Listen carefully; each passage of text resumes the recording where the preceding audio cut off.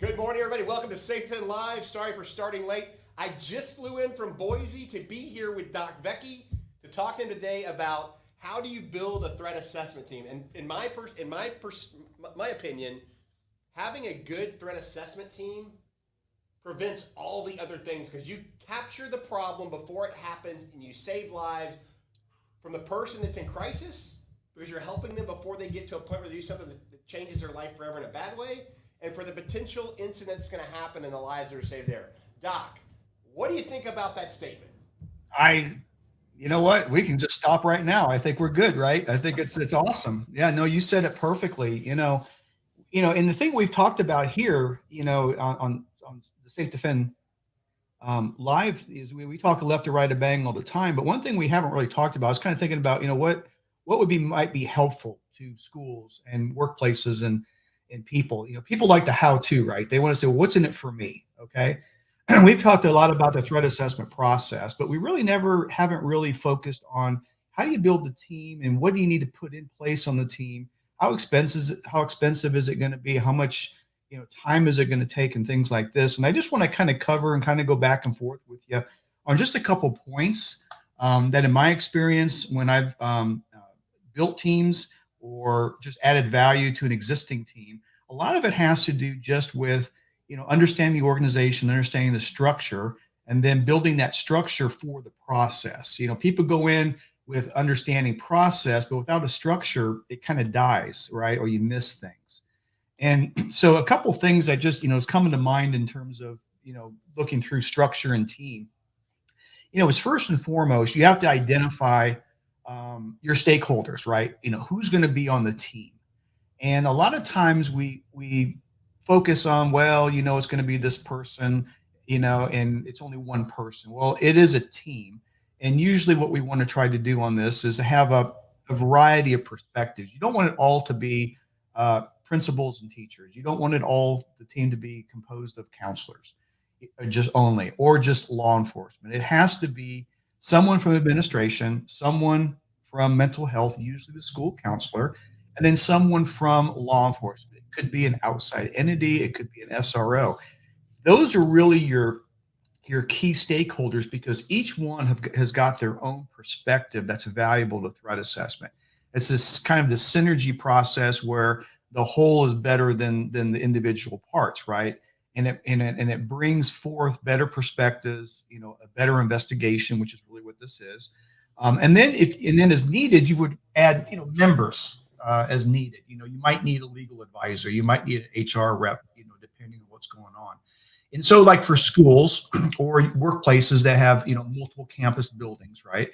Each one ideally should have, people designated, admin, counselor, and a law enforcement person or law enforcement or SRO for each building, and then one at the district level, right? Because again, the people in the building know their people the best, right? So as principal is going to know the kids and the issues that they would have in day to day much better than the superintendent. So you need to have that.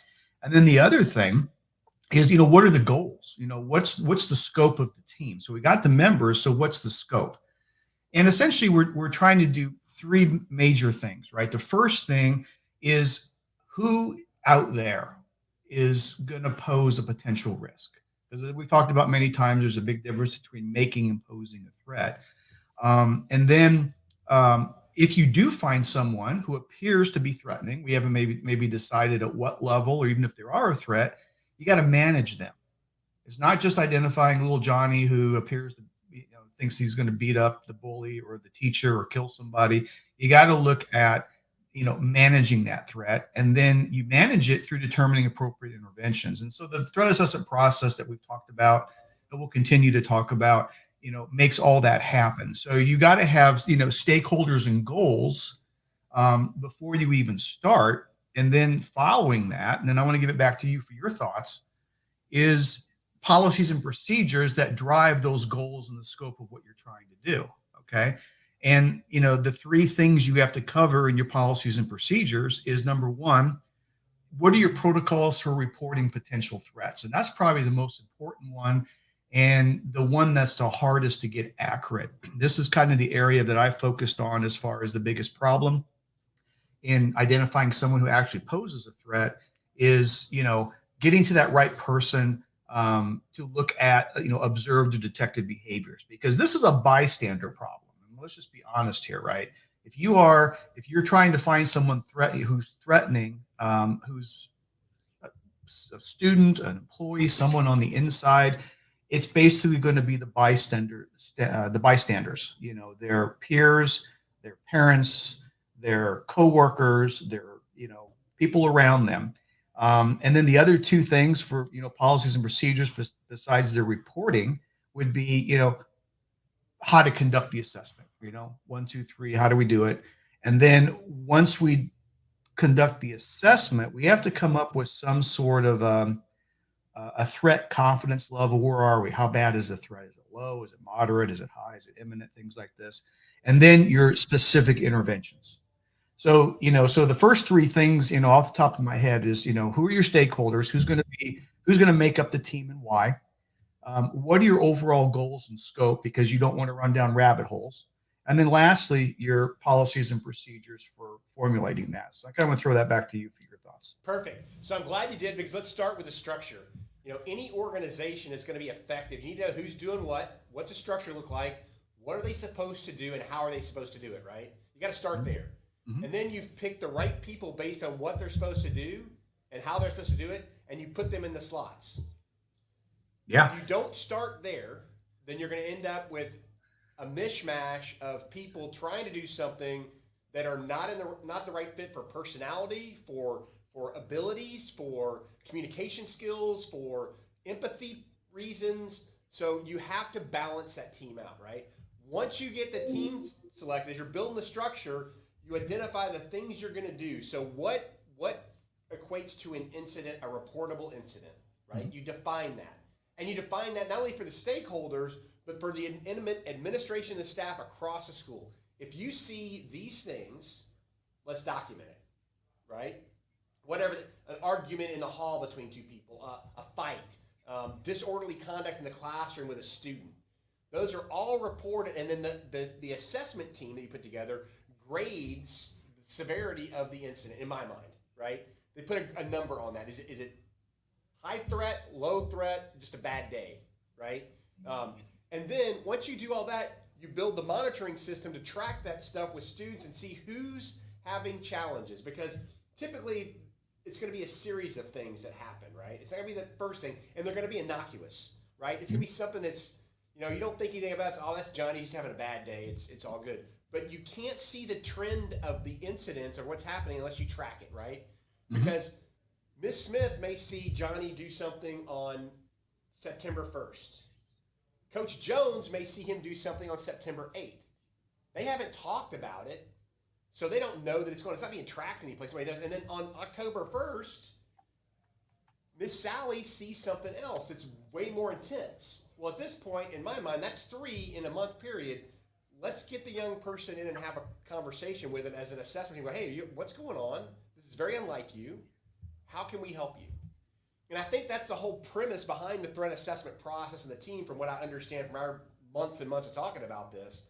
But it's all about identifying those people before the crisis event where they have to take violent action to resolve the issue they're dealing with. Is that an accurate statement? Oh, it's 100% accurate. I mean, you said it perfectly. And, it kind of leads into what you just mentioned about, the various, observers, right? You got one person in a silo or kind of by themselves seeing something, and they don't know that other people are saying stuff, and they shouldn't in threat assessment, right? This isn't, we don't want to contaminate it, right? When everybody's observation to be as genuine and uncontaminated, I guess, as possible.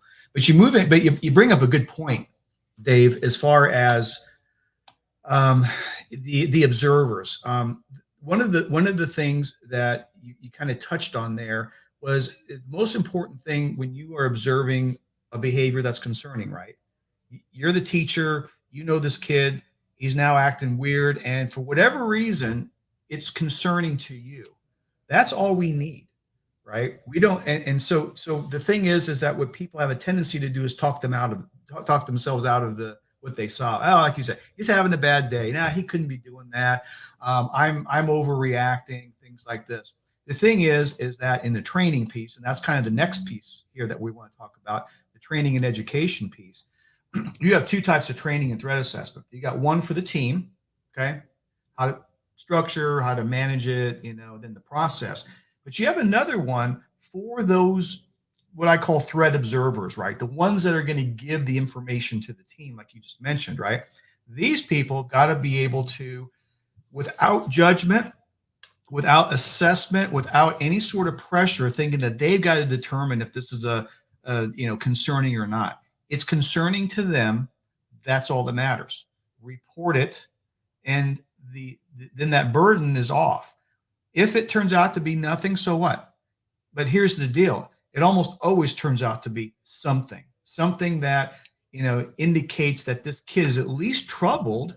So why not, deal with that crisis, deal with that whatever the issue is. Because here's the deal, frankly, especially with younger people and especially kids, they go into crisis faster because they have no life experience. They have no experiences or training or things to pull from. So their coping is not as good typically as an older person. So we see this, a lot in schools. And, that's the reason why, kids seem to talk more about their problems than adults do in this. And so that leakage, just whether they mean to or not, they give indications of things that are concerning. You got to report those. So for the training piece of this team, right, in addition to identifying who should be on the team, what are the goals, what are the policies and procedures, you got to train both the observers, the threat observers, as well as the team. And sometimes we get too wrapped around the axle on focusing too much on the team. And then, kind of, tied to that is, the information sharing, right? Information sharing, not only for the observers to feel comfortable and okay with reporting things that they believe are concerning without judgment, but also, sharing amongst the team, sharing maybe, different schools with the community. And so we want to be able to share and also, of course, maintain confidentiality, because when we're talking about minors in a lot of cases, a lot of this stuff is personal information and things like that. So we have to we have to think about that. And then, there's the kind of the investigation. But before I get to that, what are your thoughts on what we just talked about, the training and the Well, it's all hearing? about creating the right culture, right? Yep. I mean, all of this stuff is about creating a culture in a district per se. It's not one school. It's the culture of open access, sharing, open reporting, because kids transfer schools when they get in trouble or they get bullied and you don't know what's going on. Uh, you look at any incident that's happened, any active shooter incident, and you've looked at thousands of them, and tell me this. When you look at it, does everybody go, huh, we should have seen this coming? Pretty much. All five of these things lined up and nobody Yeah. said anything, and bang, bang, people are dead. Yeah. Right? Yeah. There's always that, oh, we didn't see it. Oh, we didn't, we didn't connect the dots, and we didn't do this and we didn't do that. Happens all the time, every time almost. Well, and let's make the school system feel better, because our government, and I don't want to get political, but our government in 2001 had a bunch of information about a potential attack on the United States. And they weren't sharing information, and next thing you know, a bunch of people are dead. Even some of the smartest people in the world make this mistake, because we don't have a culture of sharing. We want to hold on to stuff, and we want to, we'll take care of it, right? It's okay. It's not a big deal. We'll be okay. No, let's talk about it and work through it and make sure we have all the right answers and we have differing views on what's going on. And that's going to take an entire culture shift by our educators. It's going to take an entire, frankly, by society, because people want to hide their problems, right? Yeah. So, I mean, you are absolutely on the mark. Obviously, you're Dr. Vecchi. I mean, you know this stuff pretty well. But from my opinion, we've really got to focus on building a threat assessment culture, not a paranoid, freaky culture, but a culture where we're looking. Oh, look, they're struggling right now. Why aren't we helping them? I mean, I saw it all the time at my kids' school. Kids were just struggling. When my kids were in grade school, there were kids coming to school that hadn't eaten in a week, right? And nobody was doing anything about it. And my wife and I were looking at it going, this isn't right. So we took steps as families to help those kids and build programs to make sure they had food every weekend so they weren't starving on Mondays, right? And teachers know the kids and what they're dealing with. Sure. They do. Yeah. So we've got to give our teachers, our wonderful teachers that work so hard, the ability to make a difference, a real difference in these kids' lives by saying, look, you're struggling right now. Let's talk about it. We're going to help you. We're going to put you with people that can help you get through this and find out what's going on. Because maybe these kids are struggling, they're getting picked on because they don't have any money and they can't eat. Oh, absolutely. And, and just kind of just to follow on before we finish up for the day here, the threat assessment process is essentially an investigation, right? And so from here on, as far as the steps, it's basically how do I investigate it, right? You don't necessarily need an app. It doesn't necessarily cost millions of dollars to do this. Most of this can be done just with training, right? Just with, us, SafeDefend, coming out, reviewing your policies and procedures. If you don't have a threat assessment team, we can get you started with one. If you already have one, let us come out to maybe to add some value to it. Some of the things that we bring that no other company does is a real true understanding of threat, probability of threat, how to manage your resources based on the highest risks.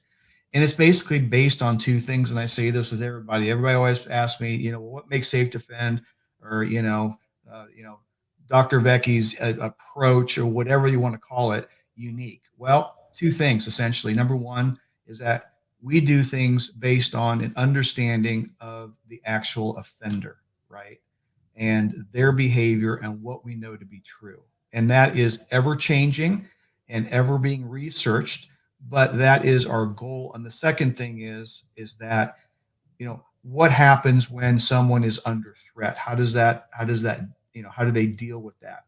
And all this factors in both left and right of bang in terms of, enhancing the best practices that are already out there and making and enhancing and researching more to make these best practices even better. And as we've seen over time, even in the response, law enforcement has learned that by understanding the offender. They may not look at it that way, but if you look at Columbine, it was watch and wait. It was a barricaded situation, right? And now the whole thing has changed to going after the threat. I think after Virginia Tech or somewhere around that time, the police used to wait for the entry team to come in. Now it's just first guy or first woman on scene goes after the threat. And that is the basis, and that best practice has developed over time, just as we're developing best practices over time in threat assessment based on empirical knowledge through research, and then putting that into practice with the messy human behavior that we have to deal with.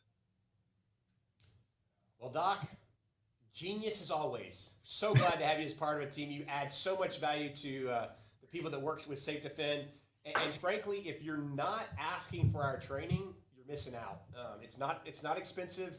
We are here to help build a better, safer, more cohesive environment that empowers you and gives you the tools you need to be successful. I'm going to leave it with this today, Doc, and this is a system question, and I want you guys to ask this at your next sales meeting. And here's the scenario. When you hear me yell bang, you're going to put a red button on the table. And you're going to have everybody else in the room is going to have a phone, right? When you hear the loud bang, I want you to call your best friend and tell them something's going on.